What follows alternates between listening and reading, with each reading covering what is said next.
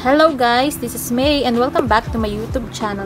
So if you are new to my channel, don't forget to subscribe and click the notification bell para updated ka in case na mag-upload ako ng panibagong video.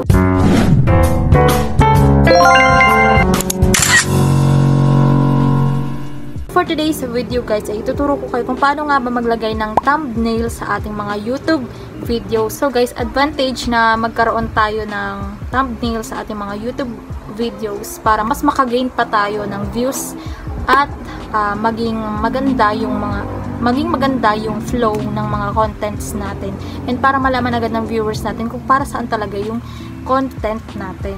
So before tayo makapag-upload ng ating thumbnail sa ating mga YouTube videos, dapat makapag-download muna tayo ng app na YT Studio. So kung wala pa kayo nito, mag-download na kayo nitong app na YT Studio. So kapag nakapag-sign in na tayo dito sa ating YT Studio, punta na tayo dito sa content. And then dito, i-click natin yung video na lalagyan natin ng thumbnail. So for example, itong pinakaunang video ay lalagyan natin ng thumbnail. So dito, i-click lang natin yung pencil na nakalagay sa itaas ng video natin. So from here, pwede na natin ma-edit yung ating title or pwede tayo mag-add ng description pa natin. So dito guys, i-click lang natin dito yung image sign na nakalagay sa left side sa itaas ng video natin. So guys, kapag maglalagay kayo ng bagong thumbnail, ang nakalagay dito sa pinakaunahan, dito sa change, ay custom thumbnail. So yun yung i-click nyo para mapunta kayo sa gallery or photos.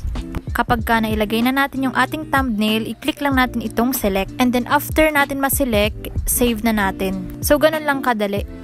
So that's all guys for today's video. Sana may natutunan kayo. And don't forget to like, comment, kung may comment kayo or suggestions to improve my videos. And don't forget to share my video. So that's all.